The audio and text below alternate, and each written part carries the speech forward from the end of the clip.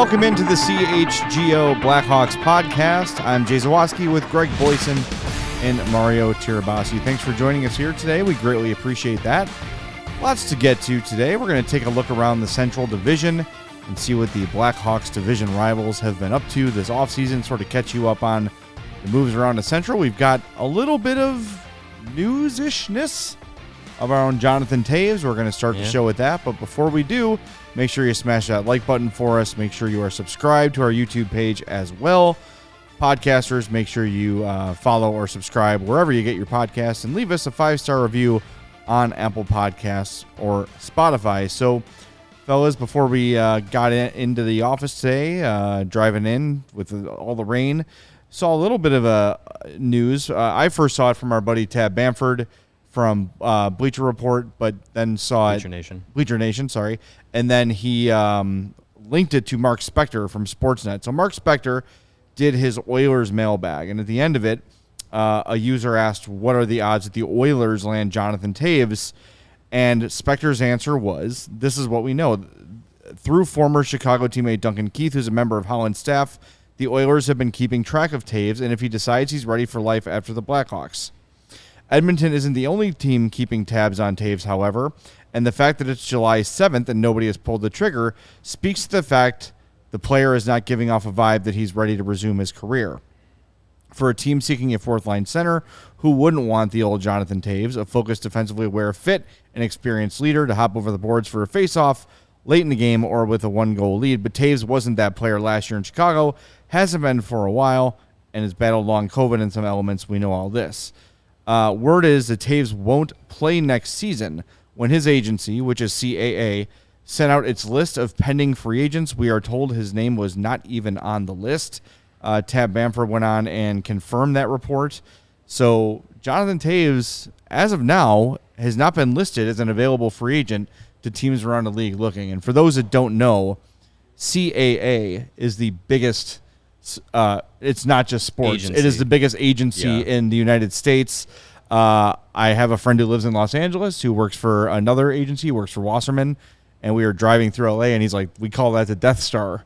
That's the CAA offices, and they have like eyeball scanners and retina. Like, it is a huge, huge lockdown kind of a place. It is a major, major outlet. So that's not something that would slip through a crack. Yeah, that's an intentional. They intentionally left him off the list. He's represented by Pat Brisson, probably the biggest agent in the NHL. That's not an oversight or omission. That is purposeful. And we talked with Jonathan Toews about his future plans extensively last year, and especially down the stretch of the season where, leading up to the trade deadline, his body just couldn't take it anymore. He was out. He was not able to play, and that was the reason he was still on the team at the end of the year. Otherwise, I think he would have been traded if healthy and able to play the full season. And every skate, every practice, every morning skate, every post game that he was available for, the questions about how he felt, what he thought about his future, physical expectations for himself, all that was all the questions. And as time progressed at the end of the year, the more he talked, the more he contemplated things, especially the 20-plus minutes he spoke after the final game of the season. It increasingly sounded like a guy who was the line that he gave was, if I'm not 100%, it's not worth it. And I don't know. I don't want to speak for him, but I think this, paired with how he sounded at the end of last year, it really seems like this is the end. It's not officially over until he says I'm retired, but I just can't imagine that he's in a spot where even just maybe he takes a year off. Well, yeah, but now he's a year out of hockey. He's a year older. Yeah. It's more questions than if he tried to come back this year. Yeah, and he's already done that once in his career. So to me, this seems like the end. It certainly seems like the end. It felt like the end, that final game of the season against the Flyers. Yes, it was announced as his last game with the Blackhawks, but it certainly felt that was it. Him not being on this list doesn't guarantee retirement just means he's not ready now to make that decision. So don't put him on a list if he's not ready to sign with a team. But it certainly feels like we've seen the last, and we've said it all. We've all said it multiple times during the course of last year. It's easy for us to be on the outside and get in his head, and we know he's one of the most competitive players in any sport to ever play in this town. And you know, Jonathan Toews, all he knows is being a hockey player. So it's got to be very scary to be like, well, I'm not a hockey player anymore. Now what the hell do I do? Right, yeah. That's a very scary thought for a lot of guys. But I think I'm not alone when I say I really hope it's the end. Just for everything he's been through. Yeah. You know, missing all that time last year, basically getting the flu or just a severe cold, and it sidelined him for weeks. It's just not good going forward. I think his body has been trying to tell him for 3 or 4 years it's time to try something else. Hopefully it's time he's finally listening, or just doesn't have the choice. Yeah. And I will always be a huge Jonathan Toews fan. I nothing but crazy respect and admiration for what he achieved here. It would feel really weird to see him play in any other uniform than a Blackhawk uniform. I just hope that makes the right decision for his health. And, you know, he can do anything he wants in this sport beyond his playing career. Yeah. He wants a job with the Hawks. You want to be assistant GM? Done. We already got 19 of them. What's one more? Yeah, Right. exactly. You want to be scout? Player Done. development. We'll put you in the Winnipeg, Manitoba area to be our regional scout out there, so you could stay at home and still, you know, whatever you want to do. You want to be a broadcaster with CHGO? You can do. Yeah, we got an extra chair. Yeah, we can make that work. That's fine. We'll even let him touch the Bedard jersey. Yeah. Yeah. You may have to. I think, too, like, it's important for, I'm talking to myself and I'm sure other people, too, like, it's not just as simple as, for Toews, is like the NHL 23, like, hit X to execute signing. Right. Right? He's got a team of doctors here. He's got his entire support system here. He's comfortable in Chicago. Chicago has the most resources of pretty much any team in the NHL in terms of medical, psychological, everything he would need. For him to go sign in Edmonton for a year, that is a complete turning upside down of his life. And even if he is sort of like, maybe I can play another year, to go through all that, relocating his life, packing up for Edmonton, dealing with Edmonton winters, all that stuff, like, he's got to do, I don't know, I think when he weighs it all, he's going to say, you know what, it's been a great career, and why don't I just go out with the great moment he had, right? As opposed to, let's say he tries it next year for whatever team, right? And he just can't do it. And that's how his career is going to end. I think the way it ended in Chicago was perfect. Yeah. He felt the love. Everyone gave him the love. It was just a storybook ending to a storybook career. And like you said, and AJ mentions it in the chat here, the line that Toews said that night was, I'm getting excited thinking about all the things I've been putting on the back burner. He wants to get on with his life. Yeah. And the longer he plays, the less quality of life he's going to have, right? Now he can kind of start rebuilding back his health, those sort of things, where he doesn't have to be prepared to play his hockey season, but just get up in the morning, go with your girlfriend or eventual wife or whatever, go hang out with your parents and just have a normal, livable life. Yeah. And I think he's looking forward to that. And then if it does end up in hockey, like we said, whatever he wants to do, someone will have a job for him. Yep. And I think he's got somebody to really rely on who could tell him.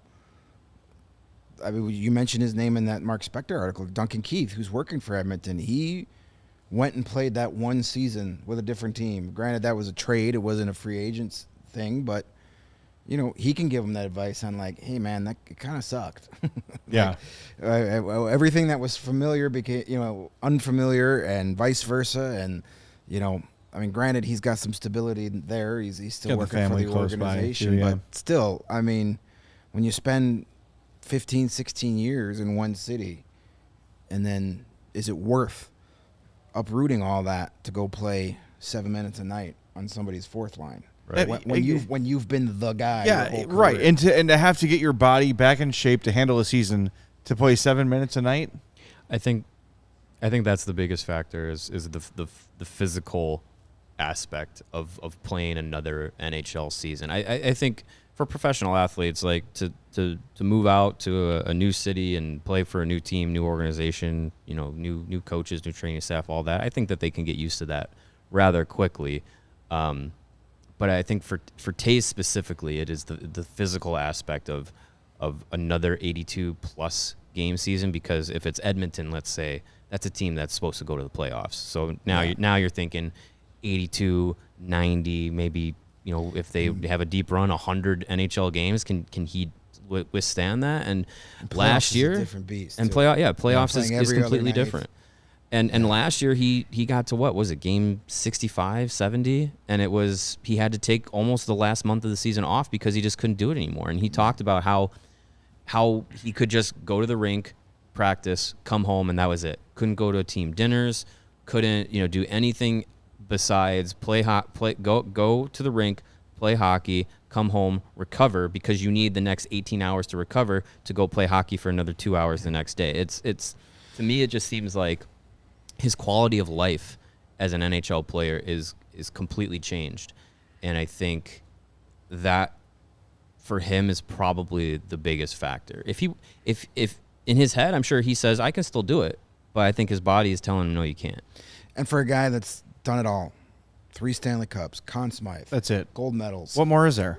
He's got nothing to prove. If he's Ray Bourque chasing a cup after 21 seasons. Yeah, like if you haven't won one yet, I could say, okay, go for it. But he's got nothing to prove. He is a first ballot Hall of Famer.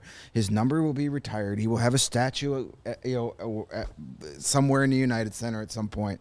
He's the greatest captain in Blackhawks history, the last guy to wear number 19. There's nothing to prove. To go be a fourth liner for a fringe playoff team, maybe it's just not worth it. I don't think the team also is taking a gamble on that because of what happened last year. You'd hate to be a team in the going for a postseason run, having Jonathan Toews locked into your bottom 6 as like a PK guy, and then say right before the first round, Toews isn't healthy, he can't play, and now you're down a player that got you there to the postseason. Like that's a risk to run. So. Yeah, I think it's not surprising that we've gotten to this point without Jonathan Toews' free agent chatter, because I think that was probably the expectation. But now with this report that he wasn't even listed as an available free agent client, one, it obviously makes more sense now, and two, like we said, it really kind of signals probably that without the decision being officially made, that seems like a decision-making factor. Yeah, definitely. Yep. I just wish him the best. And I want his life to be as good as it can be for him. And if he decides, like, I'm going to give it one more shot, okay. Yeah. That's his decision to make, obviously. But it would be very weird to see him play for another team more than anybody else. Yeah. We got over the Patrick Kane stuff pretty quickly. Yeah. Because we had prepared ourselves for him going to another team all season long. And especially with it being the Rangers, you were like, oh, we've heard this rumor for like 3 years. Yeah. That we got over that pretty quickly. Yeah. But Toews, it would just be so weird seeing him in any other uniform. Especially in a lesser diminished role. Yeah. Mm-hmm. And that's got to be hard for him too. Again, one of the most competitive guys, the guy that's been the longest captain in Blackhawks team history. That's an accomplishment. Even last season and the year before when this team was bad, he was still the guy. Yeah. He was still the captain. He was still the leader. He was still the person everybody wanted to talk to. All the spotlights were still on him, even though his game had declined. Yeah. He goes somewhere else, he's just another guy in the locker room. Does he even want to do that? Well, I mean, look, I think he also saw the brushback Patrick Kane got in New York when Kane showed up with the Rangers and wasn't doing much. They were not easy on him.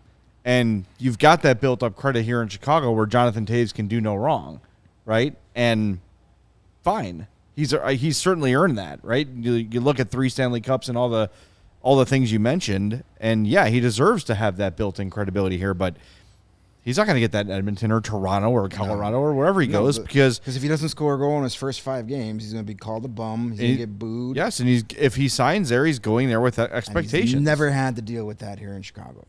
Nope, not at all. If he were to, be done with his hockey playing career and he were to get back into hockey, do you guys think it's more likely he get into coaching or into a front office type position? I would think I think he could do both. He could do both. He strikes me more coachy than management. I think Kane is the guy who's going to be a GM someday, and maybe work his way up from player development like they all sort of do. But I think Kane will be fast tracked to management. And I think Toews will get into coaching.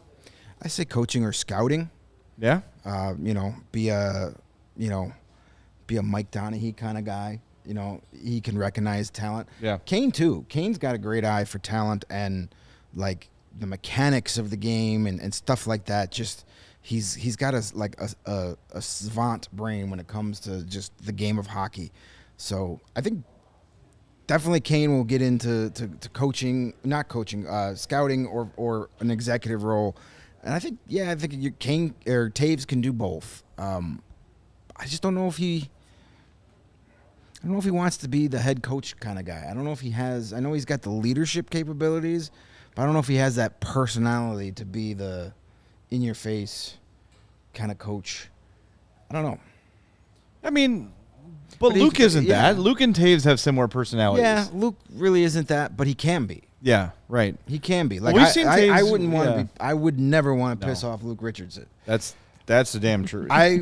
I'd be a lot less scared of a mad Jonathan Toews than a mad Luke Richardson. Yeah, I think we've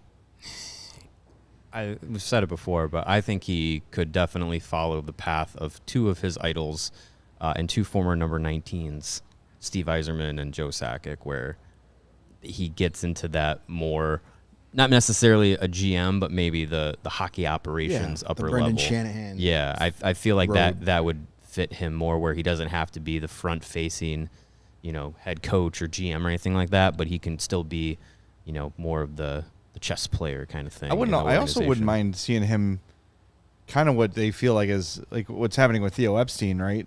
Is eventually like moving into a league-wide management kind of a thing. Be the next commissioner of the NHL, Jonathan Toews? I guarantee you it won't be worse than the current guy. No. I think he could do. I think he could do better. Yeah. Well, but it'll be interesting to see what he does. We gotta get into our Central Division recaps here a little bit, but before we do, a couple things that we want to tell you about, starting with our friends at Pins and Aces. Yes, it's not a very good golfing day today, No. but should be we got the whole summer to play and into the fall. And Pins and Aces is where you want to go when you want to get yourself looking great on the golf course. Pins and Aces is the official golf apparel partner of ALLCITY and CHGO. We love our Pins and Aces gear. Mario's sporting the hat right now, and we get tons of compliments on and off the golf course. They are a family-owned golf and apparel business. They make amazing polos, hats, golf bags, and even our favorite beer/beef sleeve, an innovative product that allows you to store 7 beers or 4 regulation beef sandwiches to keep you either cold or warm for the entire round. I think you can do 2 beefs and like 4 beers. Sounds about right. Yeah, ooh, that'd be interesting. Yeah. See how would the temperatures work on that? Either way. Even room temperature beef sandwich at like the 8th hole, it's true. Can't go wrong. No, yeah. Just fold it in half. It's kind of like where you have like beer brats. You got beer beefs. Yeah. Maybe you get a little. You've got the cold and the hot. You may get a little thunderstorm in the middle of your sleeve there. But whatever you want to use it for, we recommend weather system in your golf bag. We recommend the B sleeve, either for your beers or your beefs. Check out pinsandaces.com. Use the promo code CHGO and receive 15% off your first order and get free shipping. That's Pins and Aces, and Pins and Aces is going to be all over the first CHGO Kickoff Classic golf tournament Friday, August 25th. At Cog Hill. Get in now, because I have a feeling this is the one and only year Cog Hill is going to let this gang of rascals into their beautiful golf course. One low fee gets you 18 holes of golf at Cog Hill. The cart, you get a great Pins and Aces gift bag and available access to buying that amazing CHGO limited edition golf polo. I got to get me one of them. You're also going to get lunch and drinks. There's going to be prizes, contests, first place team, last place team. A lot of your favorite CHGO personalities will be out in the links that day too. I'll be there too. Check it out. And me. Yeah, I'm going to go. I'm not golfing, but I'll go. I'll do something. I'll drive the water cart. You're going to be in the show feed booth. Yeah. Hey, I can make a lot of money by the perverts we got watching this show. There you go. Never know. By the way, if you're a diehard, shoot over an email to events@allcitynetwork.com, and they'll send you your discount code to sign up for the golf tournament. It's going to be a great time, a really good time. And look, we're trying to have a contest, so when you sign up, make sure you click the down menu and select CHGO Blackhawks as your preferred show. You get a better chance at golfing with us. And if we win the contest, who knows? And look, when you come out golfing, you got your Pins and Aces gear.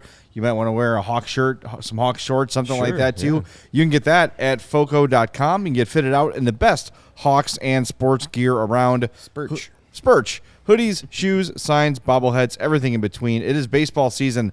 Aloha shirts, straw hats, polos, bags, everything you need for a game you can get at foco.com. You look around our set, you see the sweet bobbleheads, lots of the cool stuff we have here is courtesy of our friends at Foco. Check out foco.com or click the link in our description below for all non-presale items. Use the promo code CHGO for 10% off. That is foco.com, FOCO.com. Yep. So now we are going to take you around the Central Division because we know it's been a busy season for the Hawks, off-season for the Hawks, rather. And we've been very Hawks-focused since the draft and free agency, so let's take a look around and see what the other teams in the Central have done. And since Greg did all the work, we're going to let him drive the segment. Yay. I did all the work so I didn't have to talk. Oh, all right. All right, sure. We're going to do this in alphabetical order, and we'll start with our friends over in the desert, the Arizona Coyotes.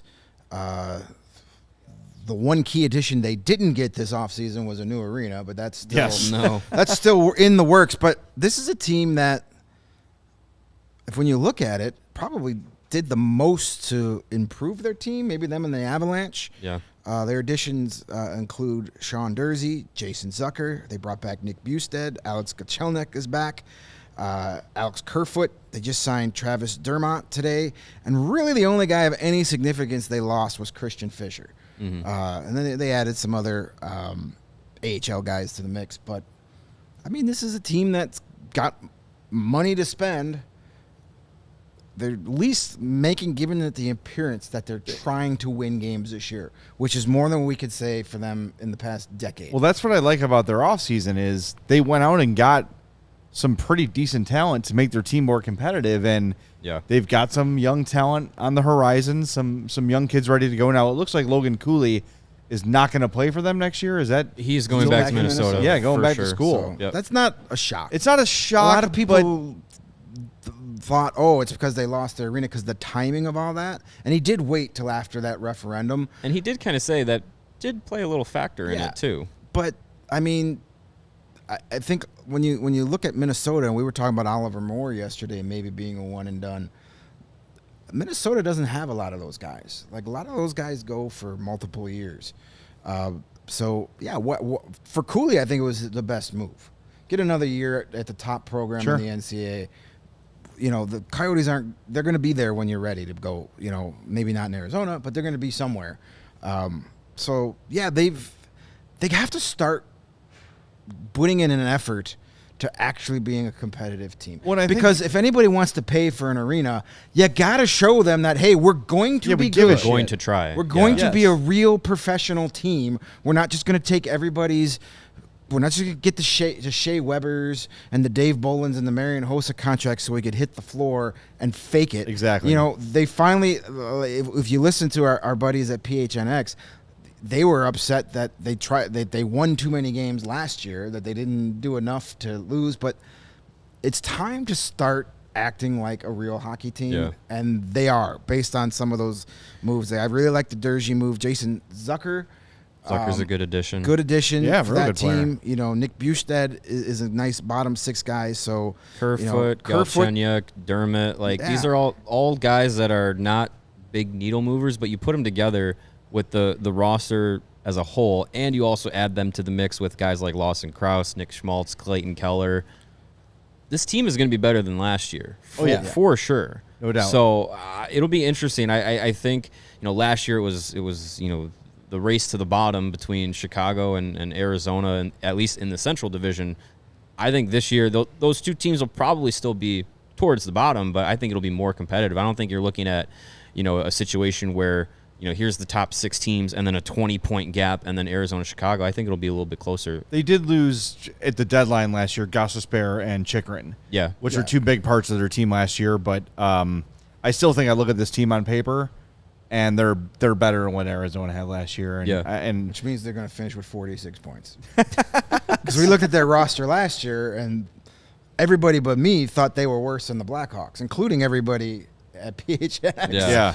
And they went out and won too many games. It's the home ice advantage of the Mullet Arena, I guess. Yeah. It scares people to have people that close to them. Next up is the Colorado Avalanche, also very busy. Very busy. A team that's reloading after a season full of injuries and a disappointing first-round exit. But they went out and made a great move to get Ryan Johansson. They got Ross Colton from the Tampa Bay Lightning. They signed Miles Wood, who's I've been a fan of for a long time. They brought in Jonathan Drouin, Frederick Olofsson. Former Blackhawk. Former Blackhawk draft pick. And then, they did lose a bit. JT Compher, no longer there. Alex Newhook traded. Longtime veteran defenseman Eric Johnson won't be back. Evan Rodriguez, who was very good for them, gone. Matt Nieto, another one of those depth guys. Lars Eller. So they did lose quite a bit, but they replaced it with quite a bit. That Johansson trade, his numbers in Nashville weren't lived up to what he was getting paid to do. But they did not have that second line center last year. They missed Nazem Kadri. They thought Alex Newhook was going to be that guy. He never really got into that role. JT Compher stepped up into that role, and then now is gone. So getting Ryan Johansson in there, I think, was a sneaky good move. I think he's going to be really good with them. I like the additions of Ross Colton and Miles Wood. Gives them a lot of grit and some depth scoring. And from what I read, Nathan McKinnon was huge in getting Jonathan Drouin there. I guess he loves Drouin and former teammate in Halifax. Yeah, and he's been pushing for a couple years for the Avs to bring in Drouin. So, he's been a good player. I don't think Drouin's ever really hit where everybody thought he was going to be. Yeah, but maybe this opportunity to come in on a veteran-laden team and just be another depth piece could be exactly what he needs, because he goes into Colorado with, you would say, expectations, but not the sort of thing where he's going to have to be a difference maker for them. Yeah. And maybe he fits in nicely in that kind of a role. We'll see. Yeah, it won't be the come in and fix our team role that I think in previous years he's gone to new teams and been looked at that way. He's definitely coming in to be a piece of the puzzle. And with this Colorado Avalanche team not having Gabe Landeskog for the entire season, I think second straight season. It's tough. Yeah, second straight season you're not going to have him. It gave them obviously the cap room, but also the incentive to go out and get creative, get some of these players that maybe can collectively fill the shoes left behind by Landeskog. But this is a team that's, even without Landeskog, they're still a contender. They're still going to be one of those teams that is going to be in the conversation as a top end Stanley Cup contender. Yeah. Your defense is largely unchanged from last year. Makar, Girard, Josh Manson, Devin Tays, Bowen Byram, Jack Johnson's still there. Georgiev is in net. That's still a good option for them. That the window is wide open, so they're still especially the West doesn't have any teams that are just mind-blowingly greater than anybody else. They don't. There's no world beater in the West. I would say in the NHL, really. It's all the top is separated from the middle of the pack, but within that top group of teams, Colorado, Vegas, Toronto, teams like that are all up there at the top. They're all pretty close. Yeah.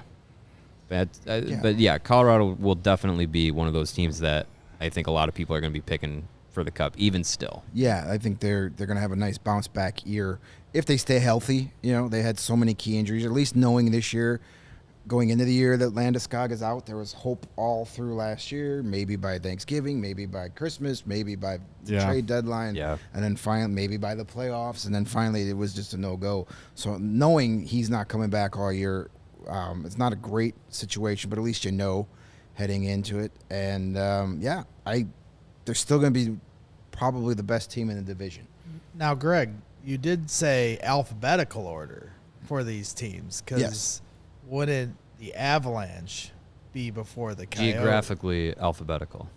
By city name. Arizona, Colorado, Dallas. Oh, okay. Now we're going to go to Dallas. I didn't say I was a genius. Because D comes after C. We're going to go to the Dallas Stars.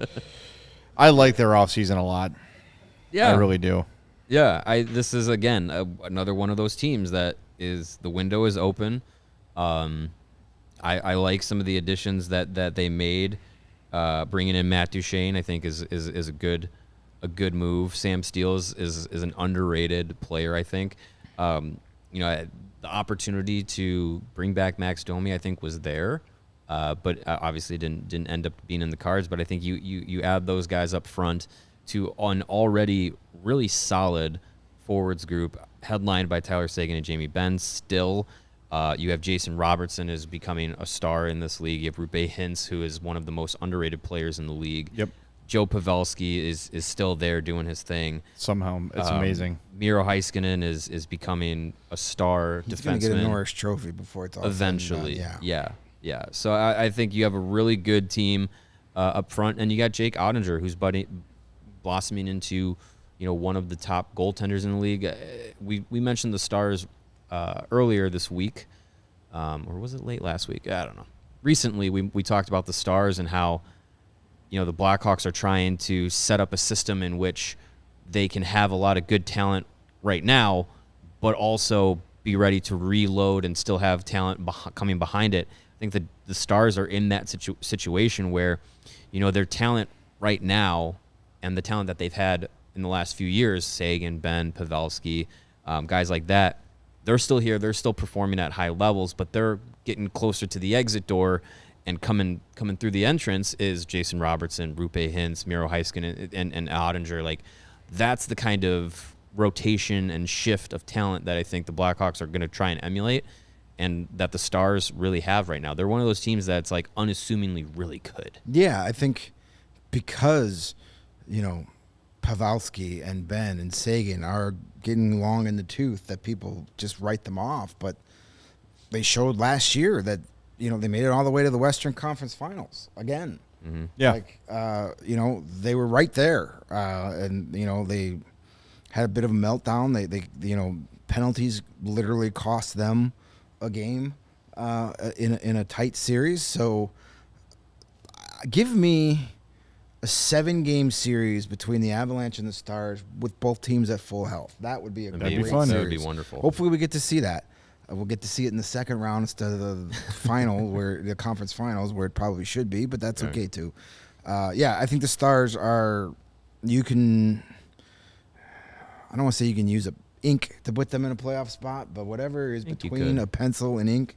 If there's erasable pen, erasable pen. I was a fan of those in my dry erase days. marker. Yeah, you can. They're going to be a top 3 team in this division. Yeah, as long as they stay healthy. And what's interesting too is talking about the Dallas Stars as a contender now. This is still a team that doesn't have Maverick Bourque, Logan Stankoven coming up into the NHL yet.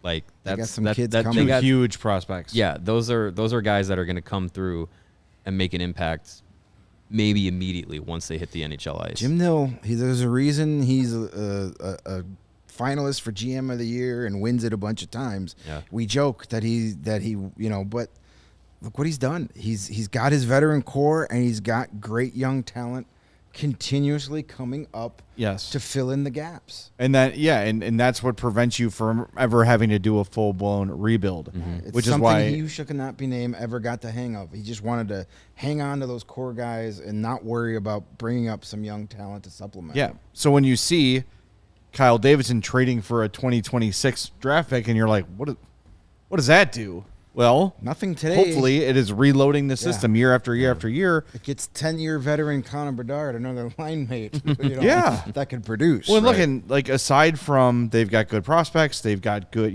Ben and Sagan. Someone in the chat said they've got problematic contracts, but they got to the Western Conference Final. They're still contenders. Sagan's got 4 years left. That's a lot at 4.85. Jamie Benn's got 2 years left at 9.5. But then Sagan's 31. Ben is 33 right now. They've got their young talent locked up in reasonable deals. Right. Yeah. Hintz is locked up. Robertson's locked up. So don't have to worry about signing those guys. Right. Again, Heiskanen as well. Yeah, they've got those 3 guys, their new core, locked up long-term, relatively good deals. Jim Nill knows what he's doing. I mean, this forward group, Sagan, Ben, Hintz, Robertson, Marchment, Pavelski, Foxa, Duchesne, Dadonov, Smith, Johnston, Steele, and Dellandrea. That is Wyatt Johnson is another guy. That's a great forward group. Yeah. And the defense ain't too shabby either. There's very few holes in that roster. Heiskanen, Lindell, Suter, Hakanpää, Lundqvist, Harley, Hanley, Bayreuther. Every time someone says Hakanpää, that sounds like a car dealership. Johnny Hakanpää. That was one of my favorite Pat Foley Chevrolet. names. Like, get yourself. You're thinking of Rockenbach Chevrolet. Exactly, that's what it is. They had a great jingle. Yeah. See, that's what I think about. It works. There you go. Perfect. Someday he'll have a Chevy dealership in Dallas. Yeah, why not? Next up, the Minnesota Wild. We are getting into the land of mid with our next 2 teams. Minnesota Wild, a legacy of being mid. Yeah. And they look to continue that this season because they haven't done a whole lot of nothing. Minnesota Mild. The Minnesota Mild. They traded for Pat Maroon. Yay. I mean, so you might as well punch your ticket to the Stanley Cup Final now. Yeah, you kind of need some guys around him. Pat Maroon, nice player, great guy for those playoff depth teams. I'm sure they're going to love him up there. He is the replacement for Ryan Reeves.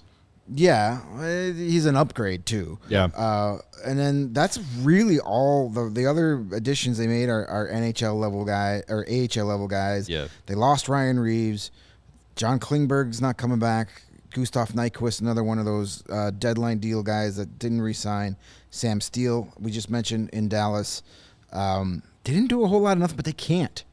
They're handcuffed. Right. Yeah, I mean, right now I'm looking at Cap Friendly. They've got 8.2, almost 8.3 million in cap space, but that's with 10 forwards and 5 defensemen and 1 goalie. Mm-hmm. Yeah. So there's more coming for them, but remember, this year and next, Zach Parise and Ryan Suter are each owed $7.371 million. It's costing them, Yeah, that's the cap penalty. $14.7 million in dead money. And then for the 4 years for the Stars and Islanders. Yeah, right. And for the 4 years after that, each of them is $833,000, which isn't a lot. So it's another 1.67 of dead money. Just tied up forever and in cap space they can't use. And that's why I think the last 2 years for the Wild felt like kind of time to go for it. Mm-hmm. And they kind of tried, but the problem with them is not that good. They've never had what the Minnesota Wild have always lacked is that superstar. Even Parise and Suter, when they signed those guys, they were very good. They were the big fish. But they weren't franchise-altering talents. Yeah. Together, they were very good, of course. Mm-hmm. But they just have not been able to find that dude. Kaprizov is the closest thing they've got, but now he needs a little bit of help, right? Yeah. So we'll see. They got Matt Boldy. Yeah, he's really he's good. A good start. I think the Wild have a decent future ahead of them. They got Joel Eriksson Ek locked up, Matthew Boldy's locked up. 3, including this upcoming season, 3 seasons left of Kaprizov on his current deal. You look at defensively, you got Jared Spurgeon locked up, Jonas Brodin locked up, and then in their prospect system as well, you got Hunter Haight, you got Caden Bankier, Marco Rossi has still got to become a full a full-time NHL guy. I think Adam Beckman's still got a shot to be a productive player. Yeah, and defensively, Carson Lambos, Ryan O'Rourke, David Spacek, and you got Jesper Wallstedt as your AHL goaltender at 19 years old. He's got to come up this year, right? He could. No, I mean, there's no reason not to. But he was good in Iowa last year. But they got Fleury still under contract. Philip Gustafson's an RFA. So Fleury and Wallstedt, that's an interesting duo because it's 38, going to be 39-year-old Marc-Andre Fleury or a teenager goalie. Well, Marc-Andre Fleury was just he did the when same he started thing, yeah. his career. Wallstedt's 20, by the way. Is he 20? Yeah, he's 20. November 14, 2020, 2002. He was still, but still very young. That's old young enough for goalie. his father to love Pearl Jam. Quiet you. Yeah, I think I don't know. If I were them, I would try and see if I can get Goof System back for another year and then not worry. Like, I think it serves Jasper Wallstedt better to spend a full season at the AHL as their number one as opposed to being Marc-Andre Fleury's backup or 1A, 1B. goalie. Yeah. I think it's better for him to play 60 games in the AHL than 35 in the NHL. Yeah. I mean, the Wild they're going to be like they've been every year of their existence. Third place wild card team, first round exit. They're like third place wild card team, first round exit. Yeah, they're kind of like the Bulls of the NHL, where we got a couple names you might recognize, but we're not really a threat to do anything. A little bit better than that. Maybe we sneak in, maybe we win around, but there's no real hope of anything more than that. They get in a 7-game series with Dallas. We saw it last year. They lost. Yeah. They get in a 7-game series with the Avalanche. They're probably not going to win that series. Yeah. There's not many teams in the Western Conference that you would say they would beat in a 7-game series. And this is unless the Wild. Marc-Andre Fleury steals it, but usually by playoff time, Marc-Andre Fleury is bad. I don't know if he's got a stolen series in him He anymore. hasn't in a long time. He every time it's playoff time when Marc-Andre Fleury loses his job. Yeah. It happened in Vegas. It happened in Minnesota twice. It happened in Pittsburgh. Yep. I mean, it just seems that every time March rolls around, Marc-Andre Fleury all of a sudden becomes a sieve. Well, and that's why you don't half-ass a rebuild, right? Like, the Wild are what he who shall not be named had the Hawks being. Was like, we'll just keep adding and add a name here and there, They're hope. They're the late 80s, early 90s Blackhawks. Let's just get in the playoffs, get that first round, and move on. See what happens, right? Yeah. Yep. I wish they were better. I really did. I think Minnesota is obviously a great hockey market with great hockey fans, great arena. Mm-hmm. I would just like for them to it's the state of hockey. take that step and become a legitimate NHL power. Yeah. I think I'd love to hate them. That's the thing is the years where the Blackhawks were, the super competitive, winning Stanley Cups and everything. You wanted the Wild to feel like the old North Stars, and they just didn't. No, they thought they were going to compete with the Hawks by getting put a little pat them on the head. Yeah, they were we're going to let pesky. you win one game in this year's playoff just to make you feel like you accomplished And then something. Keith Seabrook and Hjalmarsson are going to erase that guy. And then we're just going to punch you out of the playoffs. Yeah. You can't have a rivalry if one side always wins. Speaking of that, the Nashville Predators. Speaking of the kings of mid, legendary mid general manager David Poile getting standing ovations left and right at the draft in Nashville. So average. Congratulations on being mid. Nothing. You shot for the middle and you hit it. 25 years, one Stanley Cup final appearance, and a whole lot of meh. Yep. And they're going to be a whole lot of meh again this year. I don't know what direction they're going. They're not. They're going lateral. Here's what they're doing, or at least here's what they think they're doing. They think they're doing the culture shakeup, and that's going to change everything. But the talent still is mid. It's not. You're not okay. So they got rid of Matt Duchene. Today's show brought to you by the word mid. It's Peter's Get your mid Playhouse. riffs at Foco. There you go. They got rid of Matt Duchene, Ryan Johansson. So they got rid of overpaid, underachieving veterans and replaced them with Ryan O'Reilly and Luke Shen. More overpaid. I don't want to say underachieving yet. Overpaid, adequately achieving old guys. But they don't.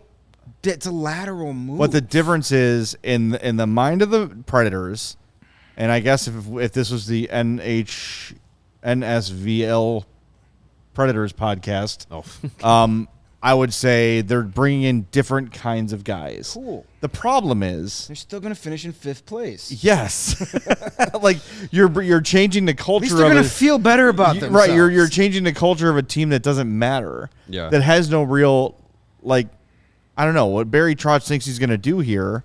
Well, Ryan O'Reilly and Luke Shen are going to teach these guys to play the right way. Great. And where are you going to end up? They should know how to play it by now. Exactly. If they haven't figured it out, they're never going to figure it out. So their contract structure is fascinating because they have Philip Forsberg locked up long term, $8.5 million. That's fine. But they have 1, 2, 3, 4, 5, 6, 7, 8, 9 forwards only signed for this season. You add 3 other defensemen only signed for this season. There's a rebuild coming. You got Ryan O'Reilly until 2026-27. Roman Josi till 27-28. Other than that, maybe Ryan McDonough till 25-26. Other than that, this roster is going to go through a whole lot of change in the next season. Also, this roster sucks. Yeah. This forward group, but O'Reilly, Nyquist, Sissons, Glass. Then it's Yakov Trenin, Philip Tomasino, Juuso Parssinen, Dennis Guryanov, Thomas Novak, Mark Jankowski, Michael McCarron, Kiefer Sherwood, Cole Smith. And Philip Forsberg. Right. That's not in good. Dead money and buyouts. You have almost $9 million this season in Ryan Johansson, Matthias Ekholm, Matt Duchene, and Kyle Turris. Same thing. You have Turris. You have $11 million, almost $12 million in dead money next season with those same 4 guys, and then in 25-26 you have $8.5 million in dead money between Duchene and Turris. It's not good. So it's the cap situation is not wonderful. The roster is not great. I will say, though, for the 2024 draft, they have their own first-round pick, 3 picks in the second round, 2 picks in the third round, 3 picks in the fourth round, including the Blackhawks' fourth-round pick in 2024. So, as far, like you said, there is a rebuild coming in Nashville. You could talk about shifting culture and all this. We didn't have to do the rebuild. Barry Trotz is coming in to do what Kyle Davidson had to do, and that's cleanup duty. It is, but signing Luke Shen and Ryan O'Reilly doesn't go along with that. Not for 3-year deals. Not to 3 and 4 year. You sign Ryan O'Reilly to a 1 or 2 year deal, okay.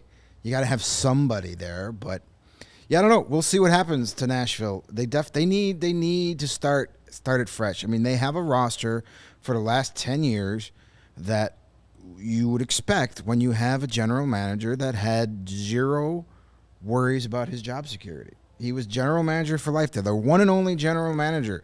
There was no pressure to win. Nope. And that's why he built teams like that. So they had their magical run in 2017. Yep. They made it all the way to the final and were dispatched. They've tried. You know, they made the big PK Subban trade a few years ago. He was on that team, yep. that 17 team. They've tried to do it. They missed their chance. I mean, and then there was talk that they were trying to trade Askarov, their stud goalie prospect, to get in the first round. What? I know you got Juicy Saros, but come on. Juicy Saros. Juicy, that's his name. Juicy.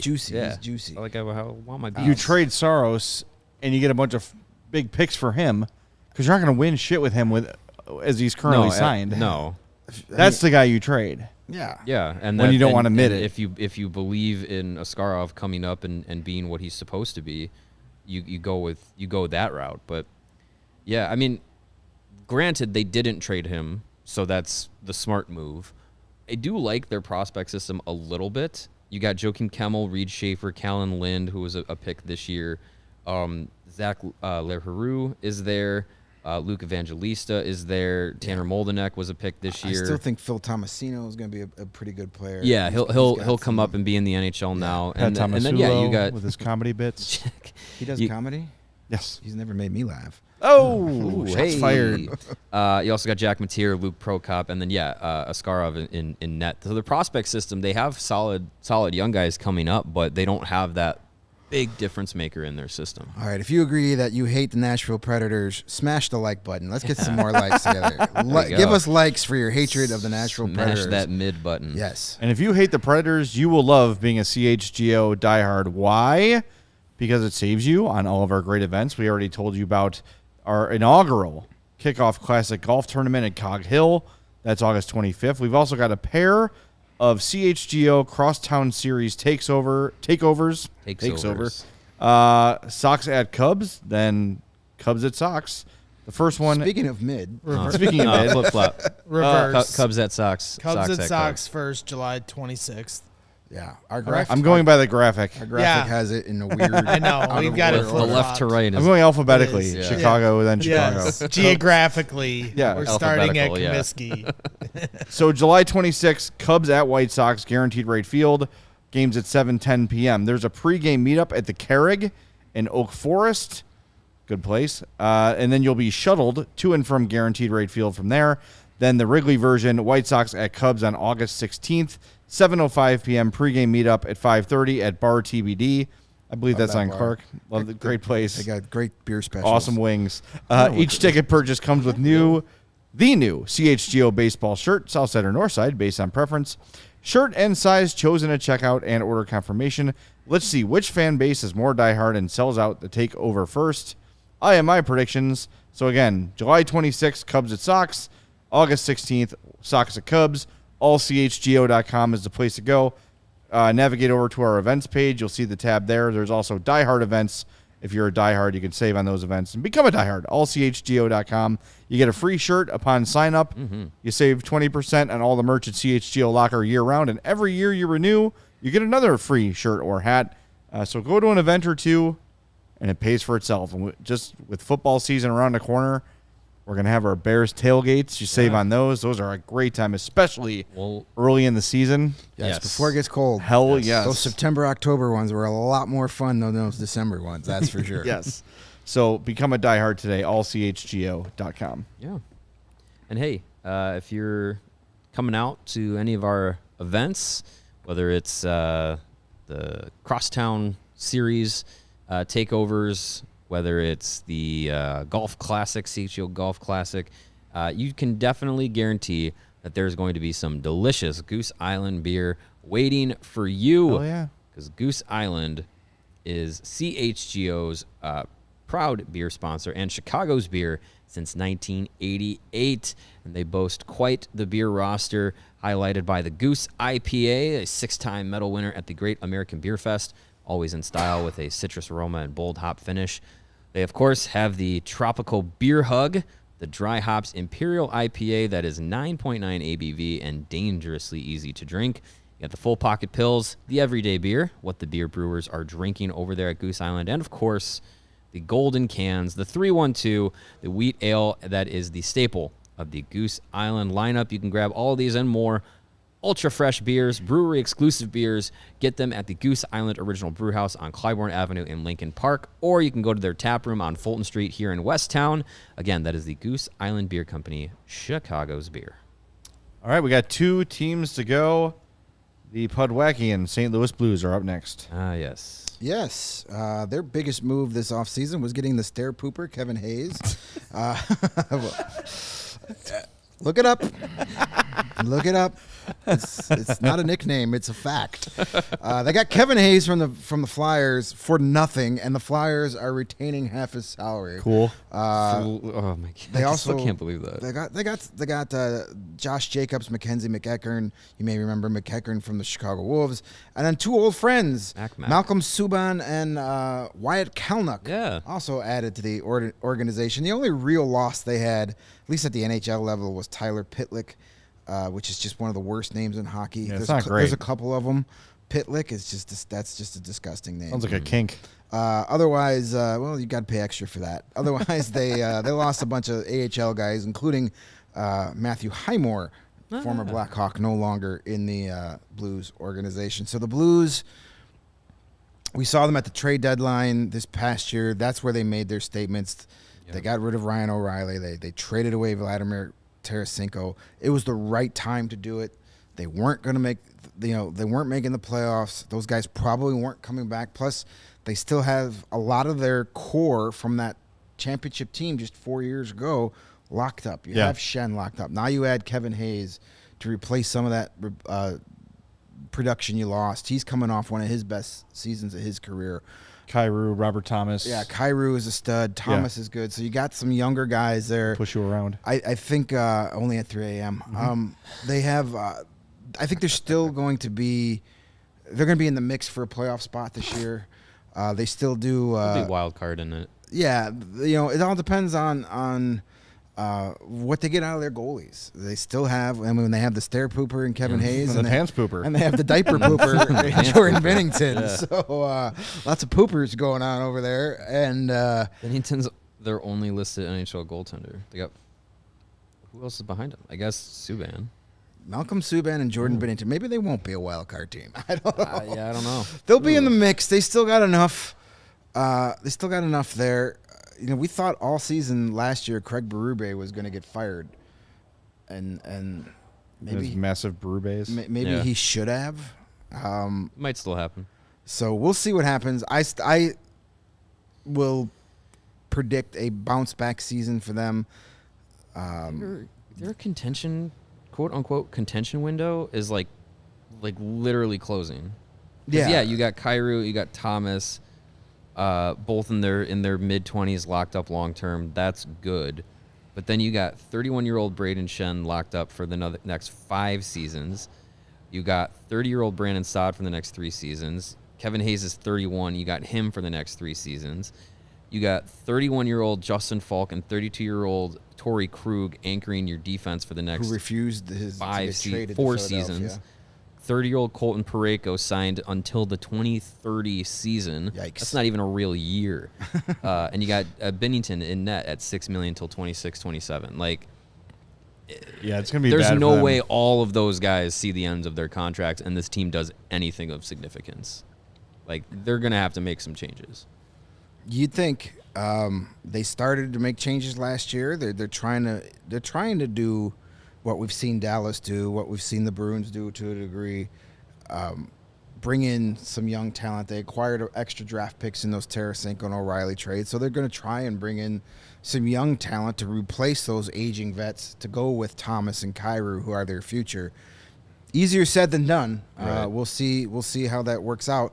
Obviously, nobody here is hoping for success. No, but they'll be in the mix with the Minnesota Mild and Minnesota Mild. The Minnesota Mild and the Trashville Minuters.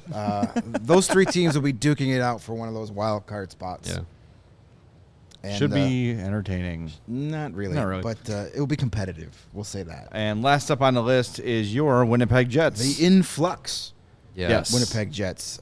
They made probably the biggest trade of the offseason so far by trading Pierre-Luc Dubois to the LA Kings, and they got back Alex Iafallo and Gabe Vilardi. Those are the biggest additions. Those are 2 nice young players that kind of re-energize their roster. They also released Blake Wheeler. Long-time captain. Yep. This is a team that needs a culture change. Yeah. They've had 2 veteran, long-time head coaches that have been able to win everywhere basically say, this locker room sucks. Yeah. These guys are all pudwax. I don't want to be here. I can't win with these guys. Look at the 2 guys who left. And there's still... Pierre-Luc Dubois is on his 3rd team already. A guy that young and that talented should not have played for 3 teams already. Is he Pierre Pud Dubois? Dupud. Yeah. Have fun, Kings, when he wants to get traded from there in 2 years. He's 25. Yeah. You should not... A player that talented should not have been traded twice already. Yep. Well, I agree. I think it's between the years. Yeah. I don't think it's anything talent related. No, I think he's just a douche. He's a guy that thinks he's much better than he really is, and he's a very good player. Yeah, he's great. I just don't want him anywhere near my team at this point. He's not great. He's very good. Yeah, he's very good. Very good. So you look at some of the leftovers from this team now after it's going through its change. You got Kyle Connor, who's an underrated star in the league. Very good player. Mark Scheifele, who may or may not be there. May or may not stick around. Nikolai Ehlers is a good player. You brought in Alex Iafallo. He's a good player. You got Mason Appleton, who's a decent depth guy. Adam Lowry is a decent depth guy. Defensively, Josh Morrissey went through a great season, breakout season last year. Yeah, he could have been in the Norris conversation if he didn't get hurt. You got Neil Pionk, Nate Schmidt, Connor Hellebuck. Who knows what's going to happen with him? I think he gets dealt. If I'm a betting man, he is not on the Winnipeg Jets come opening night. I can't imagine that. Yeah. Because, look at 2 of their other additions. They signed Laurent Poisson, former Jet, brought him back, and our good buddy Colin Delia. Yeah. that seems like that's a team that's looking to replace a starting goalie. Yeah, it sure feels like it. If I had to even make a deeper prediction, I predict. Don't do that to me. Sorry. Triggered. PTSD. Yeah. I will guess into the future that Connor Hellebuyck is the opening night starting goaltender for Chicago Blackhawks, the New Jersey Devils. Ooh, okay. And That would put them as a Stanley Cup favorite. Talk about cup favorites. Well, it'll be interesting. We'll see if that one pans out like your Lucas Reichel leading the team in points prediction as well this year. I'm not good on my predictions. I will gladly make them. Just I would be shocked if Hellebuyck plays many games, if any, with Winnipeg this season. Yeah, I mean the two teams. There are teams that make sense. Another team that would make a ton of sense for Connor Hellebuyck to wind up in, but I just don't see how they can make it happen. Is the Edmonton Oilers? Yeah, you put Connor Hellebuyck on the Edmonton Oilers, and they're a legit Stanley Cup contender. But I just don't see how they can make that work. Not with they've got $5.6 million in cap space. I mean, if you can somehow get rid of Jack Campbell, you can make it work. Well, maybe you make him part of that trade. Yeah, maybe. I mean, Jack Campbell, a first-round pick. What is Hellebuyck's contract? Just this season at 6.167. Stuart Skinner makes 2.6. Maybe he's more appealing on a trade because if you're going to trade for Hellebuyck, you're not going to keep Stuart Skinner around to be his backup. Why not? Well, that's a lot of money invested in goal, I think. Yeah, but it's only 1 year for Hellebuyck. But wouldn't the thought be if they trade for him, they're going to resign him, though? They can try to. If you win a Stanley Cup with him, who cares? That's true. Move on. Give it to Stuart Skinner. Well, then you don't have to give up as much to get him, theoretically. So you give him, a first-round pick and Campbell and whatever other draft fodder you want to do. Yeah. There's just not a lot of places that can take on Connor Hellebuyck. No. But that would be if a team wants to swing on fixing a problem that they've had for a number of years, Edmonton, take another swing. They thought Jack Campbell was going to fix that problem. It didn't. Hellebuyck is more of a sure thing to fix it. He's been a perennial Vezina Trophy finalist, one of the best goalies in the league. He'd be a great fit there. I just don't see how they can make that happen. I'm sticking with the Devils. I think the Devils are going to find a way to make that work. That'd be That's dangerous. That's a really good team. Yeah. New Jersey. That'll be fun. How do we see it? That's the Central Division. Michael Evans puts in the chat, Greg, your predictions only come true if they involve Corey Perry. That's true. That's true. I'm 1 for 1 on my Corey Perry predictions. There you go. I'm going to be 2 for 2 when I predicted that Blackhawk fans are going to love him within 2 games. Yes. As soon as he punches someone in the peen for hitting Connor Bedard, everybody's going to love him. All right, let's just play a game right now. We're not going to rank them all, but who do you think is going to win the division? Colorado, I think. I think they still got the horses to do it. I think it'll be I think it comes down to Colorado and Dallas. Yeah, I agree. It comes down to Colorado and Dallas. I'm going to give the nod to Dallas. I think they got the better goalie. I agree. I'm going to go Dallas, too. I think bringing in Duchesne is huge for them. Again, taking a little bit of the spotlight off of him that he had in Nashville, playing in a place with already some established stars, aged and young. He can just kind of blend in and be a guy. Good mix, yeah. Plus, I think Colorado's going to learn that lesson that Tampa and the Blackhawks learned. You don't have to burn your ass out to win a division. Just get in the playoffs and then take over. Yeah. I don't think they're going to try as hard for that division championship this year as they have in the past. So I'll give the nod to Dallas. But wouldn't be shocked if Colorado runs away with it. And No Roids Just Rage, he said you guys missed my question. May have missed my question yesterday. I'm not sure if it was a super chat or not. I wasn't here, but he did want to ask you guys. I'm just curious how the vibe is around Chicago since development camp is done with all interviews and with the prospects. Everyone seemed very happy at camp. Camp seemed really upbeat, really positive, and I think because the guys weren't working on the ice, I think they just relaxed a little bit more. Yeah. A lot of camaraderie being built, a lot of chemistry. And it's real. No Roids, go watch every shift on the Blackhawks YouTube. Yep. It's like watching one of our podcasts because we're on it probably half the time. But you really can see the guys hanging out and getting close and It's something that the organization wants to develop. They want these young guys coming up together because you have the built-in factor of it's the Connor Bedard show. But they want it to be everybody together. They don't, and I think that's what we saw in the late 2000s and in the 2010s. It was, yes, Jonathan Toews and Patrick Kane were the faces, but you had Toews, Kane, Keith, Seabrook, Sharp, Hossa, like Boland. All these guys were around together that made those teams really great.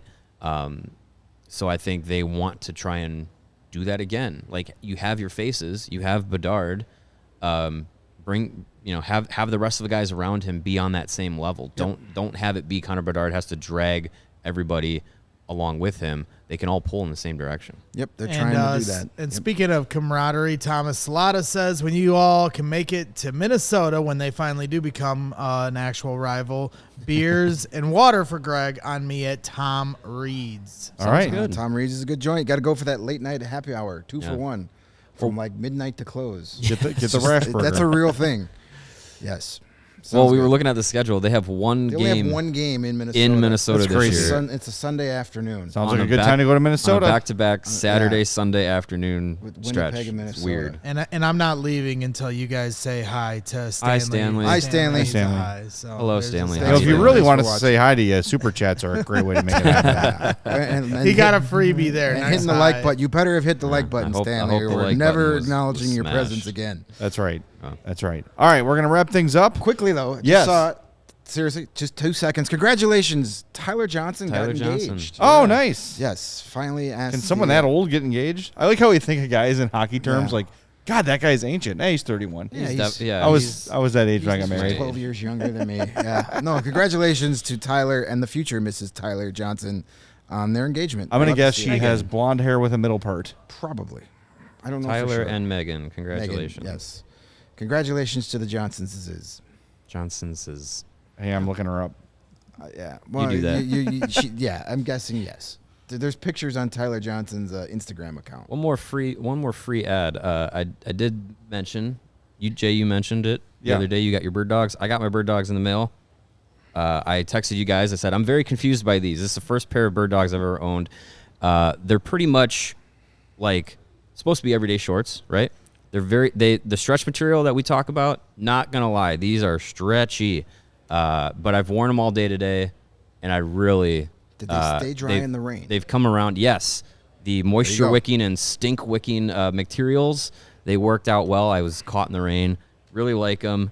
So yeah, get yourself some bird dogs. They are a very good everyday pair of shorts.